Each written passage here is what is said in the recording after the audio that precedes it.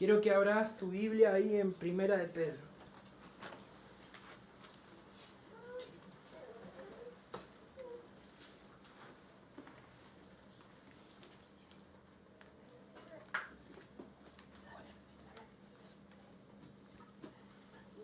Primera de Pedro, capítulo 1, versículo 3 al 12.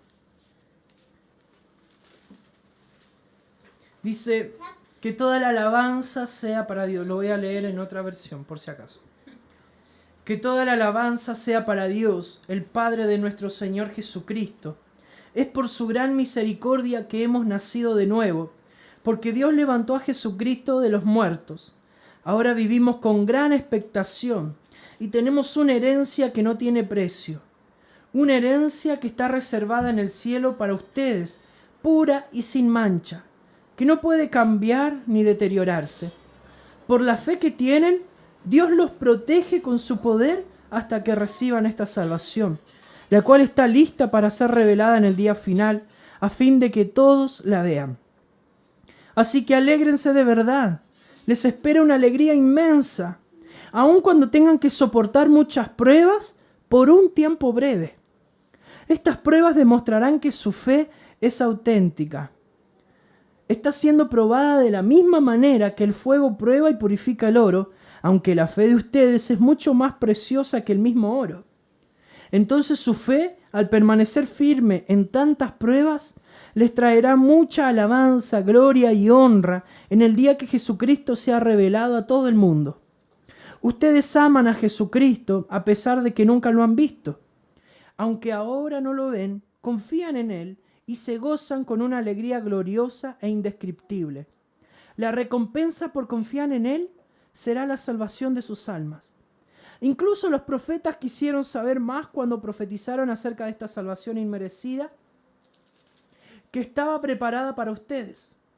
Se preguntaban, ¿a qué tiempo y en qué circunstancias se refería el Espíritu de Cristo que estaba en ellos, cuando les dijo de antemano sobre los sufrimientos de Cristo y de la inmensa gloria que después vendría? Se les dijo que los mensajes que habían recibido no eran para ellos, sino para ustedes. Y ahora esta buena noticia le fue anunciada a ustedes por medio de aquellos que le predicaron con el poder del Espíritu Santo enviado del cielo. Todo es tan maravilloso que aún los ángeles observan con gran expectación cómo suceden estas cosas. Y quise llamarle a esta prédica una fe auténtica, una fe típica, nativa. Eso significa auténtico. Auténtico significa de que es propio, que nada se parece a eso, que tiene una esencia distinta, algo nativo, algo que es del lugar. Y nuestra fe no viene del mundo, ni siquiera nuestra fe viene del creer. Nuestra fe viene de Dios. Es Dios quien puso fe en nuestras vidas. Es el Espíritu Santo quien nos hizo creer, el que nos da la capacidad de tener fe. Es Él quien depositó la fe. Dice la palabra de Dios de que la fe es por el oír y el oír la palabra de Dios. La fe ingresa a nuestras vidas cuando oímos la palabra de Dios, esa palabra de poder. Y cuando esa fe entra en nuestras vidas nos da la capacidad de creer. Nos da la capacidad de ver a Cristo, de arrepentirnos de nuestros pecados. Pero acá Pedro les está hablando, y la semana pasada hablamos un poco del contexto, diciendo de que Pedro le está hablando a un grupo de personas que eran forasteros, que estaban fuera de su tierra, que estaban exiliados, y le está hablando a un grupo que está siendo perseguido por el gobierno, por los religiosos y también por sus propias familias. Y en medio de todo esto, comienza diciéndole en el versículo 3 que toda la alabanza sea para Dios, el Padre de nuestro Señor Jesucristo. Y dice que es por su gran misericordia que hemos nacido de nuevo, porque Dios levantó a Jesucristo de los muertos. En primer lugar, Dios le está hablando a personas nacidas de nuevo. Y es aquí donde Dios comienza a romper nuestros paradigmas. Empieza a romper nuestras vidas, nuestros pensamientos. Porque nosotros diariamente nos presentamos ante Dios con una mentalidad pecadora, con una mentalidad de ser inmerecidos. Y es verdad, no merecíamos la salvación. Pero Jesús, en una conversación con un tal Nicodemo, cuando este vino, ¿y qué tenemos que hacer para tener la vida eterna? Y Jesús le dice, nacer de nuevo. Su mente racional dice, pero escúchame, Jesús, es un poquito complicado entrar de nuevo a la guata de mi mamá y poder nacer. O sea, como que estoy un poco grande. Imagínense si yo tendría que meterme de nuevo en la guata de mi mamá. Pobre vieja. Si ya le costó cuando salí, no creo que ella quiera que yo vuelva a entrar ahí. No se trata de algo racional. Se trata de algo espiritual. Jesús le dice, tienen que nacer de nuevo. Y este nuevo nacimiento viene de Él. Y antes tal vez fuiste concebido en pecado, pero ahora es concebido en santidad. Por ende, primero en esta tarde ya, quiero romper un paradigma en tu vida. Nunca más te presentes ante Dios pensando de que eres un pecador. Porque pecador es aquel quien practica el pecado. Y tú practicas la santidad porque naciste de nuevo. Cristo quitó el pecado de tu vida y de mi vida. Nos vamos a equivocar, vamos a volver a pecar y puede ser que sí. Pero abogado tenemos. Tenemos, en cierto sentido, tenemos un pensamiento. Decimos, pucha, es que yo peco porque mi naturaleza pecaminosa es así. Mentira. Tú naciste de nuevo. Tú fuiste engendrado en santidad. Eres nueva criatura. Las cosas viejas pasaron y ahora son todas hechas nuevas. Así que en primer lugar, nunca te vuelvas a presentar de nuevo ante la presencia de Dios diciendo que eres un pecador. Porque lo que estás haciendo es invalidar lo que Cristo hizo por ti. A veces como cristianos caemos en una falsa humildad. Ya como cristianos no practicamos el pecado. Que podemos cometer errores, sí puede ser. Que de repente podemos llegar a cometer algún pecado, sí, pero no significa que lo practicamos, que es algo diario. Por eso en el libro de Primera de Juan, capítulo 5, dice de que el Hijo de Dios no peca. No practica el pecado. Porque fuimos santificados, porque somos una nueva criatura, porque hemos nacido de nuevo. Hemos nacido en santidad.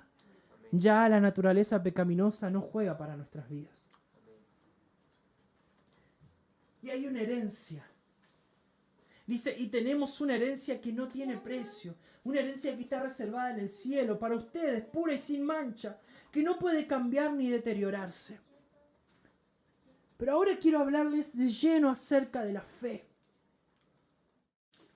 Y en el libro de Lucas,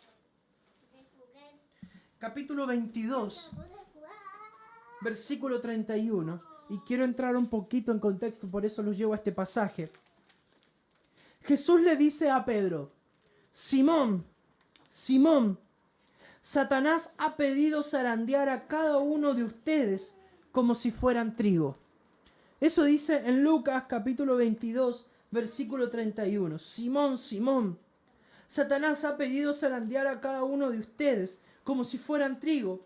Pero yo he rogado en oración por ti, Simón, para que tu fe no falle. De modo que cuando te arrepientas y vuelvas a mí, fortalezcas a tus hermanos. Jesús le está hablando a Pedro en esa noche antes de que él fuera entregado. Pero me llama la atención la palabra de Jesús. Le dice, Simón. Está llamando Simón a quien él mismo, hace un par de años atrás, hace 3 años atrás, cuando lo llamó, le dijo, tú ya no serás Simón, serás Cefas, será Pedro. No se está dirigiendo a Pedro, se está dirigiendo a Simón. No se está dirigiendo a la nueva identidad de Pedro. Se está dirigiendo a la antigua. Porque aún no era Pedro. Jesús lo veía como Pedro, pero Simón aún se veía como Simón. No sé si me entienden. Jesús miraba a Pedro y le dice, tú eres Pedro. Pero Pedro se miraba en el espejo y decía, pucha que me falta. Yo aún me sigo viendo como Simón. De hecho, es Simón el que le dice, pero Señor, yo estoy dispuesto hasta ir preso por ti esa noche. Y Jesús ahí como, tranquilo papá. Antes de que cante el gallo 3 veces me vas a negar. Pero Jesús le está diciendo, Simón, Satanás te ha pedido para ser zarandeado. Pero cuando vuelvas a mí, vas a fortalecer a tus hermanos.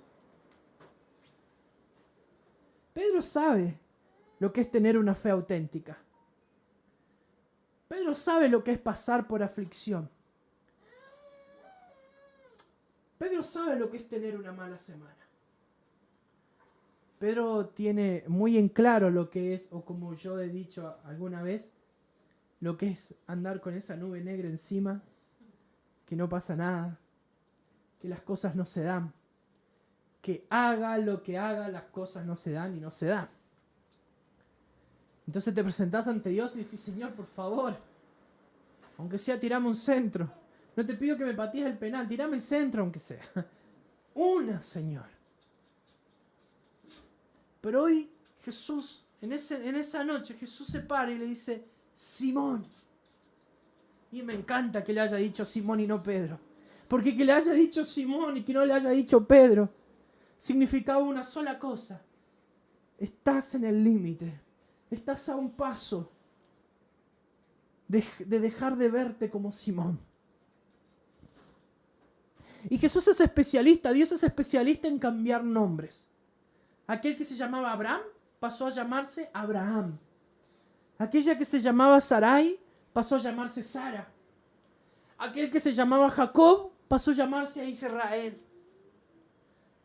A Dios le encanta cambiar identidades. Porque nosotros diariamente nos presentamos ante Dios como pecadores. Nos presentamos ante Dios como personas limitadas. Y ayer en el Instituto Bíblico hablábamos de Abraham y de Sara. Y yo les decía de que el problema de Abraham no era de que él no creía en las promesas de Dios. El problema es que Abraham sabía a quién le estaba haciendo la promesa. Abraham se conocía. Y yo creo que tal vez has escuchado muchas promesas de Dios. Pero ¿no te pasa que a veces te mirás al espejo y pensás en lo que Dios te dijo y dices, ¿cuánto camino todavía falta? Y a Pedro le estaba pasando. Pedro sabe, Pedro les habla de una fe auténtica. Pero es Pedro el que les habla de una fe auténtica. Ya no es Simón. Porque el Simón se quedó en la zaranda. Y el que pasó de esa zaranda fue Pedro. Y en primer lugar quiero decirte, y acá estoy en un problema porque no sé si es buena o mala la noticia. Depende del lado que quieras verla. Pero en un dicho bien chileno, fuiste pedido, estás pedido. Estás pedido. Jesús le dijo, Dios te pidió, Satanás te pidió para estar en la zaranda, pero yo he rogado por ti, Simón, para que tu fe no decaiga. Y Jesús sí que tiene fe. Porque cuando vuelvas a mí, le dice, cuando vuelvas a mí, vas a fortalecer a tus hermanos. Y eso pasó. Esa noche a Jesús lo van a llevar. Cuando lo vienen a buscar, el Simón entra en la zaranda, saca su espada, le corta la oreja al soldado. No sabe qué hacer, está desesperado. Jesús le dice, no, guarda tu espada. Sana la oreja del soldado. Y a su maestro se lo llevan. Y él se esconde. Pero aún así lo continúa. Y esa es la peor noche de Pedro. Porque tiene que seguir de lejos a su maestro. Aquel que hace unas horas le dijo, yo voy a la prisión si es posible contigo. Pero ahora estaba escondido. No quería que lo vieran. Y de repente está ahí en el patio de Caifás. Y lo están juzgando y de repente lo agarra y lo mira a Pedro y dice, oye, yo te conozco. Y Pedro lo mira y le dice, ¿a dónde me viste? Yo no soy. Tú eres un seguidor de Jesús, no. Y se acercó para otro lado y le dice, oye, tú eres uno de ellos. Y él le dice, ¿dónde? Y se vuelve a esconder hasta que sucede la tercera vez. Y cuando sucede esa tercera vez, él se da cuenta de lo que acaba de pasar. Una noche en la zaranda. Y Pedro se siente pésimo. ¿Te has sentido así? ¿Has sentido que lo que Dios te ha dicho no va mucho de la mano con tus situaciones? ¿Te has sentido que Dios te ha dado una promesa? Que es muy lindo lo que Dios te ha dicho, que es bacán, pero mirás tu realidad y decís, pucha que falta todavía. Pedro sabía de lo que estaba hablando. Por la fe que tienen, Dios los protege. Versículo 6. Así que alégrense de verdad. Les espera una alegría inmensa, aun cuando tengan que soportar muchas pruebas por un tiempo breve. Estas pruebas demostrarán que su fe es auténtica. Está siendo probada de la misma manera que el fuego prueba y purifica el oro. Aunque la fe de ustedes es mucho más preciosa que el mismo oro. Entonces su fe, al permanecer firme en tantas pruebas, les traerá mucha alabanza, gloria y honra en el día que Jesucristo sea revelado a todo el mundo. Yo siempre dije, bueno, si mi fe está siendo probada, creo que voy a sacar el primer lugar porque pucha que han venido pruebas. Pucha que han venido cosas. Pero ¿qué hace una zaranda? Se echa el trigo, se empieza a mover, a mover, a mover, a mover, a mover. ¿Y qué es lo que sale de allí? Solo el trigo, no otra cosa. En esa zaranda metió a mi vida, metió tu vida y empezó ese remesón. Y te mueves para un lado, para el otro y empiezan las pruebas, ¿sí? Hasta que sale lo mejor de lo mejor. No tengas miedo de la zaranda. Hay alguien que intercede por ti. Jesús dijo, yo intercedo por ti, para que tu fe continúe firme. Y cuando vuelvas a mí, puro, puro. El fuego hace con el oro en la antigüedad. El fuego lo metían al oro, lo metían al fuego con una sola razón, purificarlo. Al metal, agarraban un pedazo de metal para hacer una espada, por ejemplo, lo metían al fuego, le pegaban, pa, pa, pa, lo sacaban al agua. Eso súper caliente se metía en el agua fría. Lo sacaban de nuevo al fuego, pa, pa, lo sacaban de ahí al agua. De nuevo lo sacaban, le daban. Y uno de repente no entiende cómo algo que fue tantas veces golpeado puede terminar en una espada de doble filo.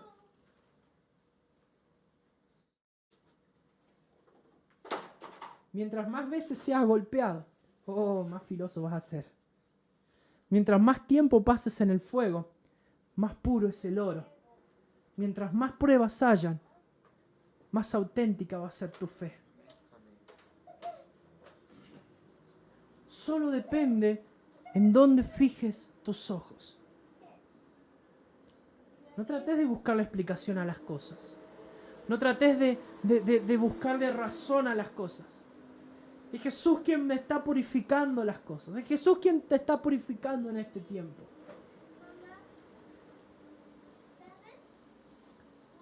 Estas pruebas demostrarán su fe auténtica, que su fe es auténtica. Por un minuto quiero llevarlos a viajar un poco en el tiempo. Y alguien que demostró una fe auténtica, pero por medio de las pruebas, fue Abraham. Tuvo que dejar absolutamente todo para ir a una tierra que no conocía. Y claro, conocemos al Abraham, al padre de la fe, al amigo de Dios. Pero pucha que se mandó embarradas este Abraham. Pero pucha que metió la pata también. Más de una vez. Pero su fe tenía que ser purificada. Su fe tenía que ser una fe auténtica. Abraham tenía que aprender en medio de todo esto una sola cosa. Dejar de mirarse él mismo. Dejar de mirar el Abraham. Y empezar a mirar el Abraham. Cuando Jacob pelea en el monte Peniel, el que pelea ahí es Jacob. Pero el que subió al monte Peniel fue Jacob. Pero el que bajó fue Israel. El que salió de la tierra de Ur fue Abraham. Pero el que se estableció en Canaán, en la tierra prometida, fue Abraham.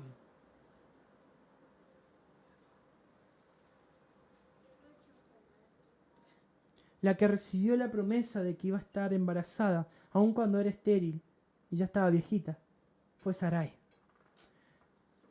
Pero la que parió a Isaac fue Sara. El que entró a la zaranda fue Simón, pero el que fue lleno del Espíritu Santo en Hechos capítulo 2 fue Pedro, con una fe auténtica. El que les predicó a unos judíos en un lugar, en un edificio, recién convertidito, era Saulo. Pero el que 14 años después entra a la región de Galacia es Pablo, con una fe auténtica.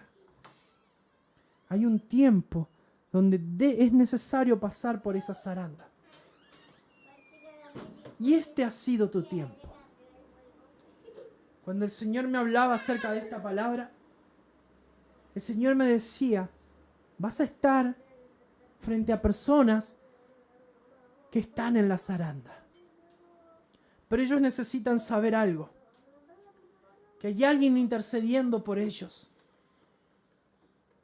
Pero por sobre todas las cosas, que estás solo a un movimiento más de vivir una fe auténtica. Dios te trajo hoy acá a decirte que el tiempo de tu antigua identidad ha pasado. Dios ha puesto una nueva identidad en ti. Y así como a Simón le estaba llamando Simón, pero luego, cuando Jesús resucita y cuando van camino a Emaús,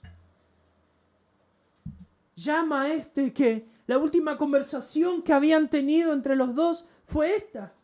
Había sido pedido. Pero luego de unos días, caminando con él, lo llama y le dice, ¿cómo le dice? Pedro, ¿me amas? Oh, ¿se imaginan tal vez el rostro de Pedro? Ya no me llamó Simón. Hace unos días atrás, esa misma noche me dijo Simón, pero ahora me está diciendo Pedro. Solo significa una sola cosa. Oh, ya pasé esa zaranda.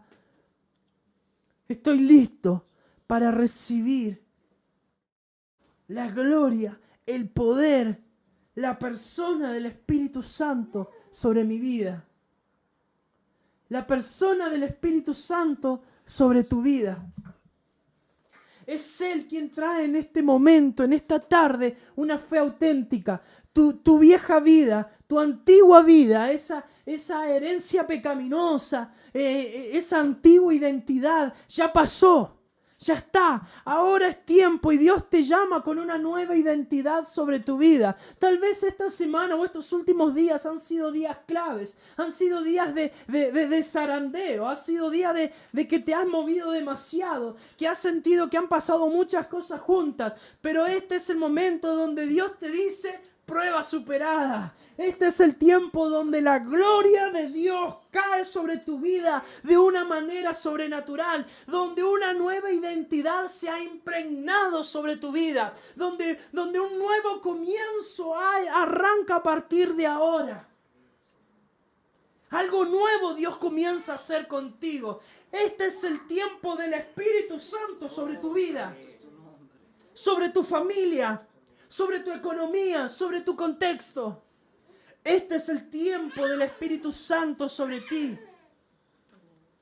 Este es el tiempo donde Dios va a usar tu vida para fortalecer la vida de los demás. Porque tu fe se ha vuelto tan firme en esta zaranda. Porque tu fe se ha vuelto tan fuerte. Porque aquello ya nada te va a hacer mover de eso. Porque Dios quiere estar contigo. No importa lo que pasa a tu alrededor. Entraste a la zaranda, pero saliste de ahí con una fe auténtica. Dios en esta tarde, escúchame, Dios en esta tarde pone una fe auténtica en tu vida. Pone una fe auténtica.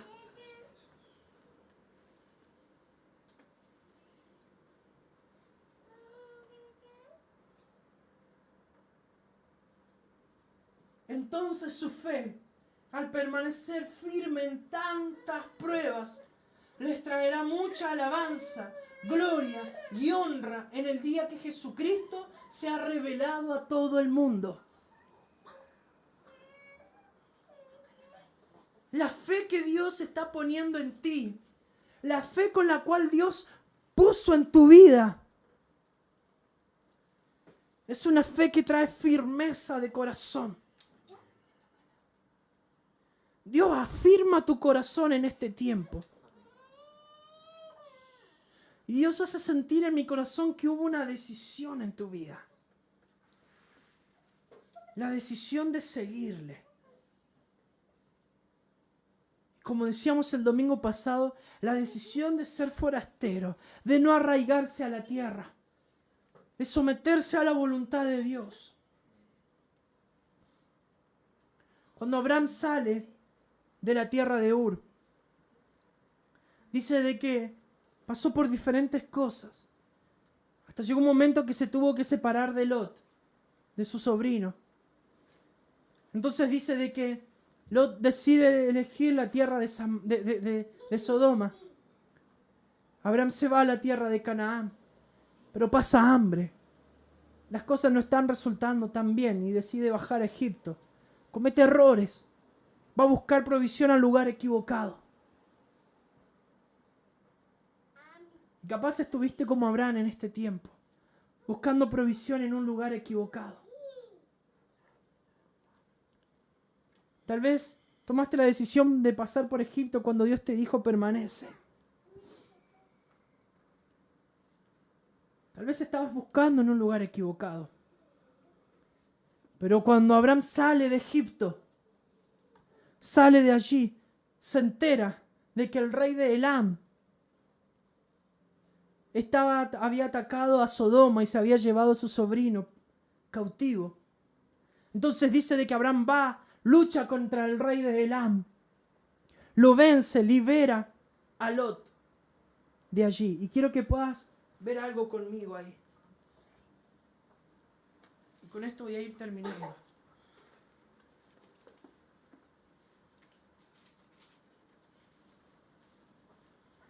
Algunos dicen que nunca le crean a un predicador cuando diga eso.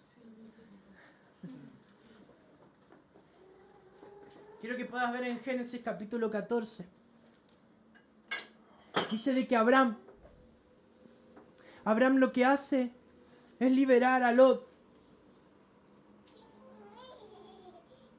Y el rey de Samaria luego, de Sodoma, va a intentar darle una ofrenda, pero Abraham toma un botín de lo que gana contra el rey de Elam. Pero de repente alguien le sale al encuentro. Versículo 18. Y Melquisedec, rey de Salem, sacerdote del Dios Altísimo, hizo algo. Dice que le lleva pan y vino a Abraham. Tráeme, por favor, la escopeta. Le trae pan y vino a Abraham. Y cuando se presenta a Melquisedec, Melquisedec le sale al encuentro a Abraham. Abraham no conoce a Melquisedec, no sabe quién es. No tiene idea quién es él. Pero entonces en ese momento, este rey, el rey de Salem, que también era sacerdote, no viene con las manos vacías a Abraham. Viene con un pan y con un vino a entregárselo a Abraham.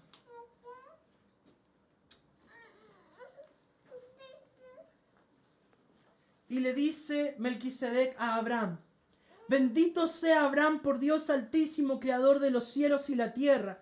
Y bendito sea Dios Altísimo que derrotó a tus enemigos por ti.